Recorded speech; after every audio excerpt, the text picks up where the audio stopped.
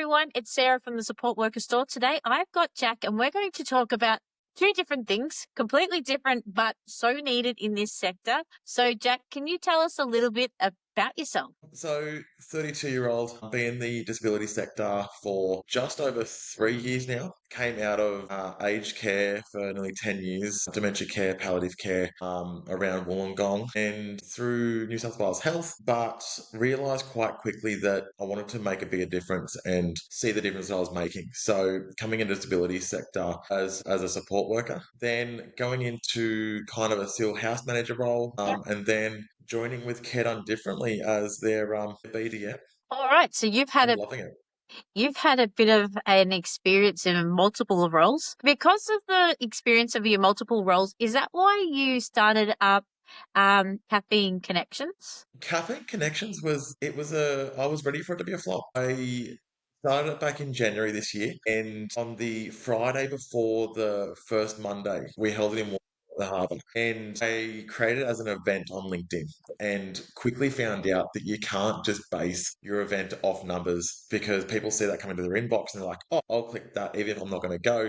And they Yep. don't turn up. So I was ready to be a flop. The Friday night before, we had 4 people confirmed attending. And like, look, this isn't going to work. But then turn up on the Monday. We actually had 14 attend. And for me, that's like, wow, okay. And I hadn't really even been building any form of kind of personal brand by then. Yep. It was just based off people I'd met at, other networking events or in the community that I knew through New South Wales Health or through aged care. But Caffeine Connections, I saw a gap in the not into the wider NDIS market, but the Wollongong market. We had a lot of things for BDMs, and keep in mind back then I was a community engagement an events coordinator. So there was a gap in the market for just anybody. We have BDM think tanks, we have support coordination meetings, we have all those sort of meetings, but we didn't have an all inclusive meeting where it was casual, relaxed, stress free, no BS, come in, have a coffee, and have a chat. If you made a connection, awesome. If you walked away with a networking friend that you collaborate with 6 months down the track, even better. But it's a no obligation way to connect with people in your community in a open environment. And kind of we made it Monday to get rid of that Monday-itis. So Yep. everyone kind of rallied around that, which was really good. All right. So the idea pretty much started because you wanted to open some doors and connect with people. How did you come up with the name Caffeine Connections? I, like many, start my day with a coffee. It doesn't really, my day flows a lot better if I've had a coffee, especially when I'm connecting with people because, I love to get outdoors and I'd rather work outdoors than in an office. And if I can do that whilst connecting, doing something I love with a decent coffee in my hand, it's going to go a lot better for everybody. So what is your coffee of choice? My coffee of choice is a caramel cappuccino. Yep. Everyone probably listens to that and goes, "Oh my God, sweet!" But yes, it is sweet. But yeah, I can't go off it. Do you guys have a particular cafe that you hang out with, or do you just spread the love along Wollongong? When I thought of this, I wanted to do something different from the cafe catch-ups. And so when I first did it in Wollongong, it was at Wollongong Harbour. We just chose to start it at a point where there was a cafe. So a time that everyone meet there, they get a coffee from that cafe, and then we move along. We go for a walk. And I've kind of, especially in the summer, in the warmer months, we kind of do, Wollongong Botanical Gardens. If Southern Sydney, we do Mount Annan Botanical Gardens, so the Australian Botanical Gardens. There's a cafe there, but we have it on the lakeside lawn, so really nice setting. Everyone brings a plate, and it's really, really communal. In Penrith, it was a lot harder because I'm obviously out of the area to find somewhere that was public. So, because we started it coming into those cooler months, Emu Hall Bar and Kitchen was like I had been there before, and the coffee is top notch. So that was a no brainer for us, and it's proven to be quite a nice spot to have that coffee connection as well. I find when you have a coffee and you sit down and you talk to someone, it's much more relaxed instead of going. Sometimes when you go to expos, it can be quite overwhelming because there's these big tables with all this stuff on it and all this advertisement. And sometimes I have to take a step back and go, oh God, how is somebody going to make sure that how am I going to be heard here in a way that, is Yeah. respectful and, turn taking and all sorts of stuff. Have you noticed a difference between the two? Look, I love the both. I love the networking events that I do attend, and I do love how they are set up because they have their purpose. With Caffeine Connections, there's no you must talk to that person. Yeah. It's if you want to have a chat, go and have a chat. Yeah. It's if you've already spoken to somebody, that's fine. You don't need to reconnect with them if you don't want to. Go and speak to the person you haven't met before. There are business card exchanges, but it's not you don't need to do it. Yeah. It's almost like a group of people that haven't seen each other for a long time coming to reconnect and they're throwing about 4 or 5 new faces each time. Yeah. So there's not a necessity to talk to everybody. If you don't talk to everybody, that's fine. Yeah. Come the next month and you'll probably speak to them again. There is a difference between the two. I don't prefer either one. Yeah. I'm not going to be biased and say I love Caffeine Connections over any other networking event I go Yeah. to because every networking event I go to serves a purpose and Yeah. it's different purpose each time. So every time you go to one of your coffee connections with your Mhm. purpose, are you very particular before you turn up that I have a purpose to meet with A, B, and C and discuss the following business ideas and opportunities, or are you taken by surprise? Normally taken by surprise. Look, we have our regulars, but even so, we had Caffeine Connections today in Wollongong, and we had our regulars come in, Yeah. and we had a few new people come in. One that I'd met before that I hadn't seen for a couple of months, and then quite a few that had either friended me on LinkedIn, or Instagram that came for the very first time. And I spent a lot more time speaking to the people that I hadn't met before Yeah. rather than the people that I had met before because look, at the end of the day, I do Caffeine Connections. I don't make money out of it. We don't make anything out of it. Obviously, we're there representing Cairn differently, but I'm there to make connections. I'm there to collaborate. I'm there to offer our services if needed. I'm not going in there offering a 30-second elevator pitch. Yep. I'm going in there giving my genuine self. I'm there to offer advice, or if someone needs a connection, I'm more than happy to connect people. But I'm not there to make anything out of it. I'm there to, and everyone else is, they're there to collaborate and connect, and they're genuinely there to connect, do that sort of thing Is too. it So a successful day to get another coffee connection off somebody after you've had your chat here in a group environment to be able to go off with somebody individually and have a bit more of a depthful conversation about where a opportunity could lead? absolutely, like as I said, there's no obligations to do anything out of it. I always say just because the networking event finishes doesn't mean the networking finishes. So Yeah. you know, if someone goes out and then follows up on the networking connection they've made at Caffeine Connections, I've done my job. That's the purpose of these events and these meetings. The next part is totally off track, but I'm from Melbourne, so we suffered a really big COVID epidemic. I don't know if you did. Hmm. So when it came to personal hygiene and all sorts of things, and I was debating this the other day about how do you give somebody a business card? And I know this is off topic, and you might not be up for this, but do you have a particular way that you give another person a business card? Do you like the hand it to? Are you the slide along the desk, like, the table? Are you the cool type? Like, how do you give a business card? And I know this is incredibly off topic, but I was just curious. No, but it's so right though, because so many people do it differently. Well, we've just gone, so myself and my boss Hannah, we've just gone to the electronic business cards. Yep, So it's a tap on the back of your phone. yep, And because some people haven't really, or that they aren't aware of that technology yet. So I had a business card holder that, it's leather on the outside, you flip it open and yep, but now I've only got the metal business card.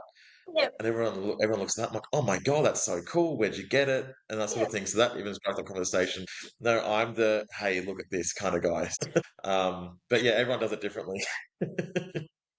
It's like I was talking to somebody about when you first meet somebody for the very first time when you're connecting, and you can tell, like I was saying to them, you can tell I'm from Melbourne because I do this awkward thing where I'm like, do I handshake? Do I do the elbow? Do I do the knuckle? Which one am I meant to do? Because it's, especially when you meet somebody for the very first time, you're trying to have like a really good impression on them. This is the part that sucks of Yeah, networking and being from Melbourne because I'm just trying to figure out which one is appropriate for this setting. yeah. Where their mind's at, where they fist pump, they do the elbow bump.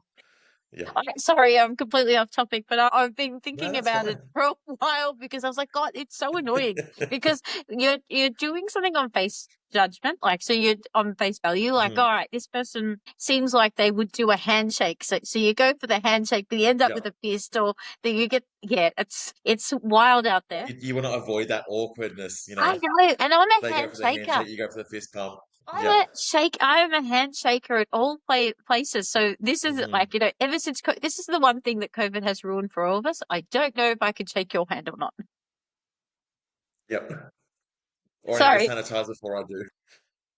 Yes, they did. Yes, I have seen that. Can you share a moment with Caffeine Connections that was a win, like where you saw somebody have an absolute win for one of their NDIS participants that they serve? Look, I think for myself, if I can see someone come in and genuinely help somebody else. It happened to me last week in Penrith. We had, and I'm going to name drop here, we had April Hamilton from Alara come in. And this has happened twice now. That she's come in and she's like, "You've got a still in Wollongong." I'm like, "Yeah, I do." And she goes, "Oh, have you got vacancies?" I'm like, "Yes, I do." And she goes, "Oh, I've got someone that you need to meet." So that was like, it happens more times than you would think that, someone would come in. It happened today. Jonas Runback from Buildability down here in Wollongong.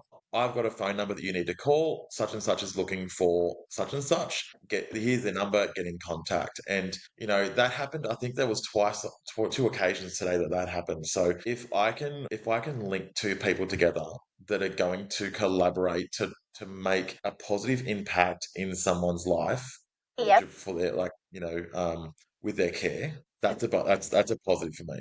And the more I do, the more I see that, the more I want to carry on doing what I'm doing. When you first meet a new person that comes to your coffee connection, do you have like a one liner that you would say when you meet? Is it, "Hi, how are you?" The weather? Like, is there any sort of like little pictures that you put out to get somebody's attention so you can have a conversation? Because it is all down to communication, really, in the end. Absolutely, it is, and it's first impressions.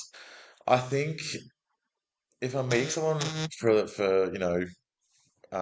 first time, I'm a handshaker. It's a firm handshake, Get along. and yeah, and you learn a lot from a handshake, especially from a guy. But I'm an Aussie bloke through and through. Yep.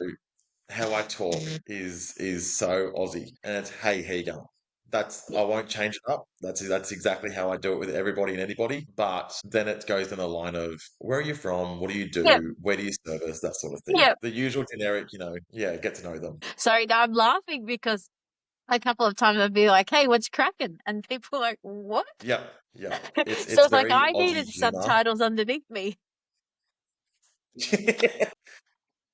So, what advice would you give to anybody wanting to come to Coffee Connections for the very first time? Do it. I use the tagline a lot. Caffeine Connections is networking made easy. Yeah. Um, there's none of that. There's no icebreakers. There's no, you know, there's no, "You must do this. You must talk to this person. You must do this." It's, "Hey, we're here. We're usually, if we're not in Wollongong at a cafe, we are in a public area and we're all standing around. If you haven't met somebody, I will introduce you. I'm all for meeting new people. I'm a very outgoing person, so I feel like I can most definitely talk to anybody. But if you don't know somebody, and I know that, I will go up and make sure that by the end of the Yeah. time you've left Caffeine Connections, you do know that person. So, do they But need to like go onto the website first to say that they're coming to, or they just turn up at your local? Let's turn up. I put out, so I used to do the whole event, create the event on LinkedIn, Yeah. create a page for it every time. And I did that for about 3 months. And I got to the point where I'm like, this is pointless because, 50 people, like when I first did Penrith, Yeah. 123, 124 people confirmed they were attending. And I'm like, oh my God, this is going to be huge. And then I think Penrith's first one was, I think we've still got about 25. So I've gotten to the point now, I'm just like, I'm just going to post. I'll post about it the week leading up to it. And if I get five, I'm happy. If I get 10, even better. But we average between, either 10 to 20 per event, which is enough for me. That still Yeah. makes it intimate. And you've got enough time there to kind of get to know everybody, at least talk to people once, exchange business cards, and kind of start chain reaction into collaboration, Yeah. which is what we want. Yeah, 100%. Yeah. So I'm going to talk about care done differently because there's a few people out there. What is a BDM? Because people hear the word BDM and it can be a phrase quite loosely used. So what would you describe It is a is. BDM? Look, as you said, it's different for everybody. I think myself, a business development manager for me is we're out there networking, we're connecting, we're building a network around ourselves. I was only telling someone today that someone will buy you before they buy your brand, and you are the first point of contact. And if I don't look approachable, if I'm not a good communicator, if I'm not following up on what I say I do or what I've said I will do, if I'm not fulfilling those promises, it's not going to just reflect badly on me. It's going to reflect badly on Cat on differently. So I'm I'm basically the face of Cat on differently, the face of the company, and most BDMs are. Yep. A lot of the connections I have are the face of their company. Before you know the CEO, before you know the rostering manager, the admin manager, you are knowing the BDM. And the BDMs are most likely the people that you are speaking to at network events. Yep. 100% agree. Yeah. Yeah. So have you had to focus on your social media presence to be your own personal brand? Personal brand to me, if you'd asked me about personal brand 6 months ago, I would have been like, nah, what's personal brand? Because personal branding, I had a good chat with a well-known figure in our industry, Ian Coker. And Ian kind of pointed me in the direction of you need to build your personal brand. And what was a personal brand? And from that, I think over the last 6 months since joining Cat on Differently, I've taken that with two hands and run with it because you know, personal branding is so important because there's a very big difference between personal branding and professional branding. Where your personal branding, they want to know you, they want to trust you, they want to know you're authentic, they want to know that you're in it for the right reasons. And if you work on those three things, being a BDM becomes pretty easy because people know you. They trust you. So, if as a BDM, you're looking to bring in those referrals, you're looking to bring in that work. So, if I trust you, I'm more than happy to refer to you because I trust that you're going to uphold the same care standards as I would, Yep. as if I was action that referral. So, if for anybody looking at my LinkedIn, you're going to see a post about, the guy that his mates call him a concrete cowboy. And I am at heart. I love the country music. I love getting out to a rodeo. I love doing that sort of stuff. And, Yep. it's kind of behind the button-up shirt, behind the jeans and boots. It's me. It's authentically me. Yep.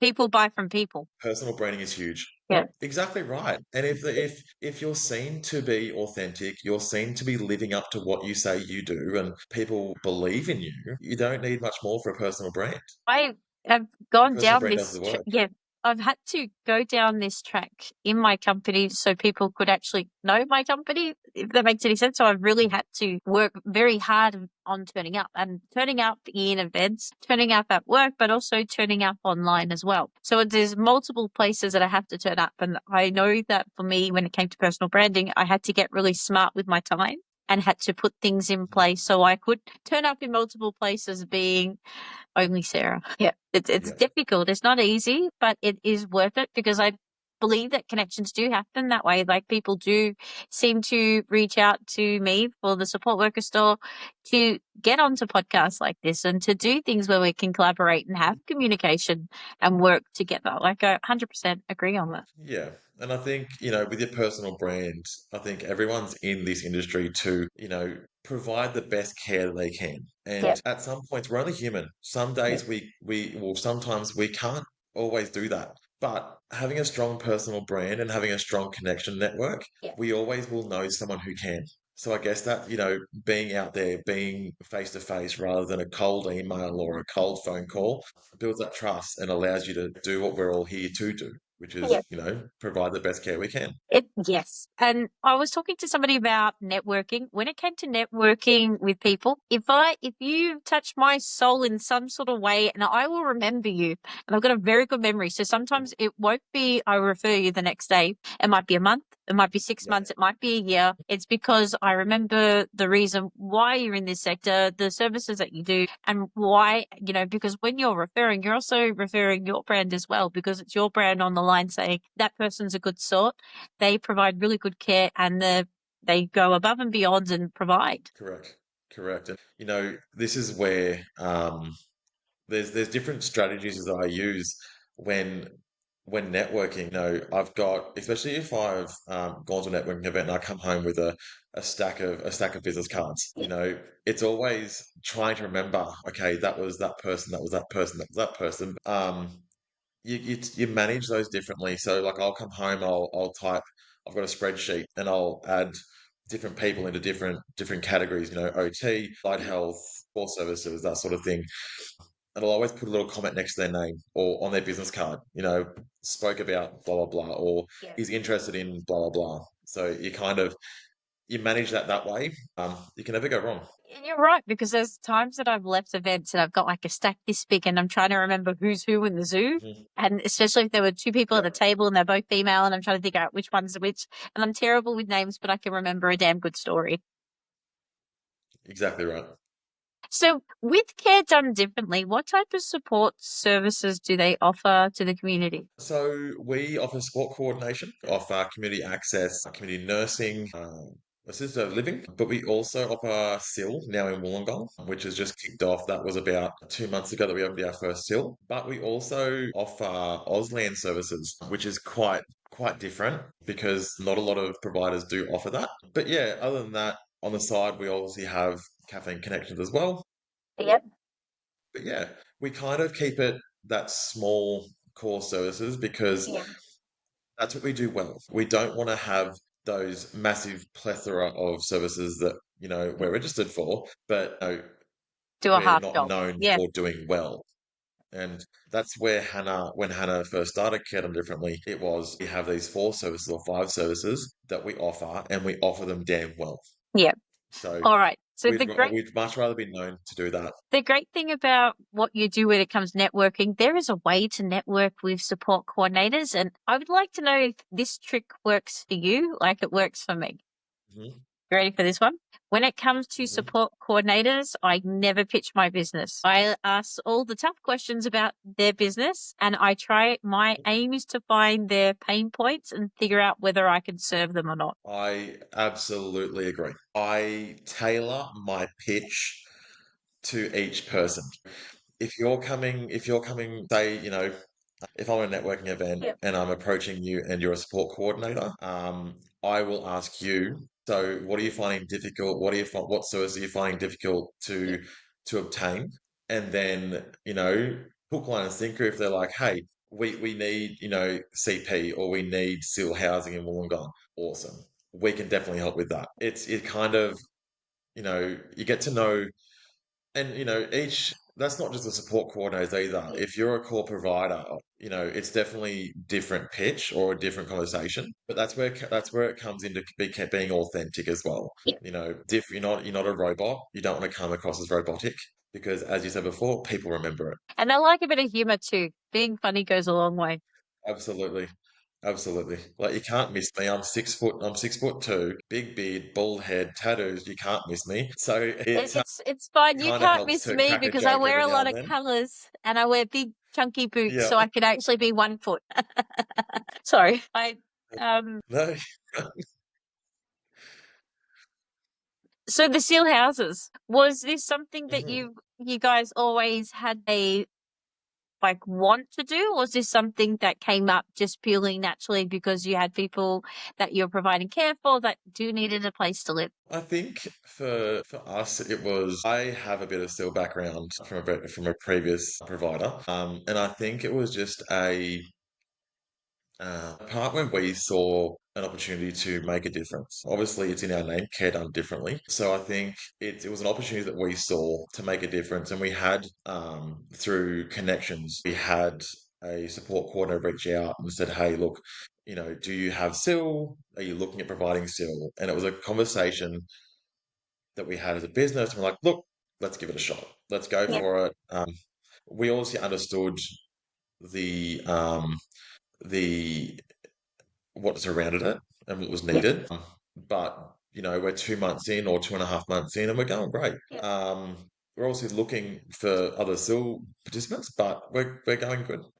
That's really hard, to be honest. Like It is. for some reason, no one really talks about that part, but it's really hard to make sure that you've got people that want to live together in a home environment together, and how to Correct. support people to live together to be able to make these decisions. Is there a process for you guys that when you're looking for another person to come live at the SEAL house in a new home environment, do you have a way to find somebody to make sure that they match in? It's difficult because you want to match the right participants with the right participants. I think the worst thing you can do is just put anybody and anyone in a house and think it's going to work. And you see it so much with male and female in the same house, especially when those people have conflicting backgrounds. And if you've never I lived with a think for male, it's us, really hard. it is, and I'm sure you'd say the um, same. it is. It's like it gets to a point where it's like a family, network where, you got your brother and your sister and they're gonna fight. Yep. If they have differing hobbies or differing likes and dislikes, they're gonna Yep. argue and they're gonna fight. So the obviously the matchmaking process is so needed because the last thing I want, and I've said this to Hannah before, the last thing I want is to get a phone call at 10:30 at night from a participant going, "Oh my God, they're scratching each other's eyes out, they're slapping Yep. each other, they're cursing, blah blah blah." So I think with us at the moment, like we're going through the process now. We're matching the participant with a participant. So, Yep. and we've had participants come in and it just wasn't a fit. So Yep. that's when the networking comes in and goes, okay, I can't help you, but I know someone who can. And that's, you've got it. We're in this for the same reasons, and collaboration is key. So if I can't help you, I know someone who can. Yeah. I feel like you're the But perfect person. matchmaking is just, yeah. I think you're the perfect person to ask this because you have a background in housing and accommodation for people with disabilities. Mhm, As a support worker coming into a house, mhm. what tips would you give to a support worker coming into a SEAL house for the very first time? Be very open-minded. If you have outside drama, leave it in your glove box. Come into the house, Yeah. do your job. If you haven't done it before, I'm hoping you're on a buddy shift and treat your clients or participants with the same respect you would want if you were in their shoes. Yeah. The last thing, one of my pet peeves is seeing a support worker or a boss treat their participants or client any differently than they would treat their own kids or their own Yeah. support worker. Because it's horrible and it stands out. It honestly does. And I've seen it and it's not pretty. Yes, I agree 100% because it's obvious. It is, and it gives It the whole is. house a different culture that you don't want because you want a culture of a house Yeah. where people speak up, feel comfortable because a house really should be a home. And we want people to have homes, not Mm. houses, and we want them to be together for decades, not for a couple of weeks. Exactly. So it is making Yeah, sure that and you that's get that that's right. one thing, absolutely, and that's one thing that we have set out to do. We're making homes. We're not making group homes. We're making homes. Like when you come into a SIL home, even as a staff member, you're walking into someone's home. That's not your work. Yeah. That's their home. So if you can get into that mindset, Yeah. knock at the door, don't just walk in. Knock at the front door or ring the doorbell. Then once they Yeah. answer, walk in. Don't sit there on your phone. I hate it. Don't sit there on your phone and not engage with the client. Yeah. If you need to be on the phone, make it a damn good reason first. Yeah. But, that can wait. You are there to engage with the client. You're there to, help build their independence, not diminish it by sitting on your phone and hope that they know what they need to do. Was talking about this to somebody the other day that SEAL housing is actually quite difficult for support workers because there's this territory of creating cliques within a SEAL house when it comes to support workers and not when it and when Mhm. yeah, you're smiling because you know what I It's Yep. true. I honestly do. I feel like it's true. And it's really at times really difficult to manage because we want to make sure that Mm. we got the right team in place, right? We got everybody that is turning up is going to do well by that person, but people get comfortable and staff get comfortable. Is it? Yes. We do because we get so comfortable working in this environment. It doesn't feel like work anymore. Yeah, look, I've seen it now with Kettle differently. Staff do get comfortable, and it's to the point where, you do need to be that tough cop or that bad cop. Yeah. And people get to the point where it's so comfortable because, you might be in a house that's not, high dependent house where you're only there to assist with cooking or, assist with grocery shopping or, you're only there for a drop-in service but I think everyone needs to understand that they are there still getting paid to do a job. And the moment you get complacent, it stands out because 9 times out of 10, there is that one staff member that goes in there and busts their absolute ass It's all right to swear. every I'm from time. the West. It's okay. Very good. Yeah, bust their ass every Yeah. time. And they are the people that will report back to management going, Oi, why is it always on me? And it happens. And I see it every day. Yeah. So you're going to get caught out. It's Yeah. it's when you've only got the couple of sills and you've only got a couple of clients in those sills, and you've only got say 10 staff members that work at those sills, Yeah. you're going to find out real quick who gets really comfortable in doing their job Yeah. or not doing their job, and who goes in there and earns their keep. Had this debate the other week that not every support worker is suitable for all skills. And the reason I I 100% agree. Yep. The reason why I say that is because we have skill sets and it's Hmm. skill sets, it's vibes, it's a multiple of things that happen. When Mm, somebody is not suitable for a seal, is it like I explain to people, sometimes it's not you, it's just the environment, it's the vibe, you're just not the right click. Is it I explain to people in the community, like, our support workers out there that there's always another fish in the sea, there's always another opportunity. Do you find that there's plenty of opportunities for work at Care differently? absolutely. I mean, we've got community access clients, we've got our still clients, and everyone's not the same. As you said, everyone's got this different skill sets, everyone's got different personalities, everyone's got a different tolerance and different patience, Yeah. and everyone's got different backgrounds. So whether you've come from SIL or you're new to SIL, the person that's come from SIL might not be the right fit for your SIL, although they might not be a right fit for 2 out of 3 SILs. But it's matching staff with the right client, which is huge, which is why we do meet and greets, which is why we do staff orientations and buddy shifts. But yeah, look, not everyone's cut out for SIL. Whether you go in there and think it's a cakewalk that you're going to sit on your phone on the lounge and watch Netflix for 8 hours, or whether you think you're going to go in there and, actively increase the independence of someone's life. That's what I want. I want someone that's going to go in there and actually work and change someone's life rather than someone that's going to go in there and change channels on So TV. with support workers, if they were to work with Care done differently, they tried sales, it wasn't for Mhm. them. There's opportunities within the organization to try one-to-ones, to try different parts of it, Absolutely. because you don't really know where you fit until you try it and give it a go. Could you give any advice to support workers out there about giving it a go? Look, support works like I've come out of aged care, and obviously my background is care up until as far back as I think I was 22 when I left bar work. But Yeah. support work, it could be for you, it could not be, but it's one of those sectors that you're not going to know until you try it, which is a lot of jobs. But this is why we have onboarding because you're going to come in, you're going to do a couple of buddy shifts. If it's not for you, you're going to know quite well Yeah. or quite early on. And the people that we go on buddy shifts with that we pair them on buddy shifts with will report back to us and be like, hey, Yeah. look, this guy, he was good, but I don't think it's for him. And Yeah. that's where we'll do probably 3 or 4 buddy shifts. And then we'll have a meeting with one of our managers. We'll go over, okay, how did you think it went? Do you think it's for you? What could you have done differently? And then we'll go from there, Yeah. and I think it's one of those, if you don't if you're not okay with community access, you might be good in SEAL. You might be, you might be great at overnights, or you might be good at, different aspects of our industry. So come and try it. You never know until you try. Yeah. One of the great things I love about support work and nobody talks about is that age is nothing to me. Like when because Mm. you could be 18, you could be, I think one of the oldest people that I have ever had as a support worker was like in their 70s. Age is nothing. Mhm. It's about who turns up and who matches and whether there's a connection. Absolutely.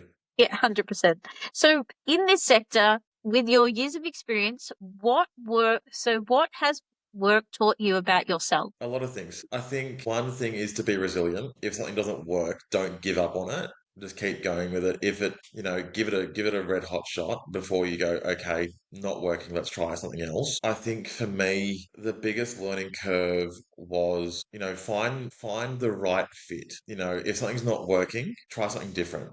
But I think as well, it's you got to back yourself. And I Yeah. think coming through, primary school, high school, into workforce, I bounced around from a lot of jobs. Yeah. And it wasn't until I found disability support work, but as a BDM, that I found my niche. I can talk underwater with a mouthful of marbles. I will keep a conversation going at all costs, but also I love to help people. And that's what all this is. That's what this industry is about. Finding that right care for the right person. And if I can't do it, I'm talking to somebody else who can. That you were an ex-bartender. You've had a tough day at work. You've come home. What drink are you making? I'm going straight for a Carlton Dry. I Like thought you were going to make I something a bit do. exotic. No, look, I do. On the off chance, I do love an espresso martini. Yeah. Again with a coffee. I feel like you'd be But good at a Christmas if I'm party. going, yeah, I don't. We had a Christmas party here last year, and espresso martinis were pretty deadly. But look, it's if I'm going for something way off shelf, Yeah. I do love a good old fashioned. What would younger Jack be proud of if he could see himself now? The icebreaker. Younger Jack would be proud that he didn't let the bullying define him. Yeah. I think through primary school, high school, I think the bullying was pretty dominant. Yeah. I was never the brightest kid, but I stuck it out at year 12, got my HSC. Music and football helped me a lot through high school. But going back to a question that I was asked, my report card used to always say the same thing. Jack doesn't shut up. And Did oh we have my the same God, that teacher? has come into look, every teacher up until to year 12 said the same thing. And it was either Jack doesn't shut up or Jack doesn't listen. I'm so glad that hasn't changed because now as a BDM, Yeah. it's come in handy that I don't shut up because communication is key. Whether Yeah. it's emails, phone calls, or face to Yep. face, it's something that's come in very handy. School really doesn't teach you that, do they? Because I agree because No, I'm dyslexic as fuck, right? So that's the best way to describe myself, right? So so communication means that I do have to communicate. I would prefer to call somebody. I would prefer to see them than over email because I like hearing for tones. I love watching. Like, I feel correct. like it might be a part of it, but I look for body language. I don't know whether that's Mhm. working as a support worker or whether that's just because just communication. I'm not quite sure, but I get you. Like, Mhm. it does favor these skills that were frowned upon in school are now some of the best stuff that you've got. Absolutely.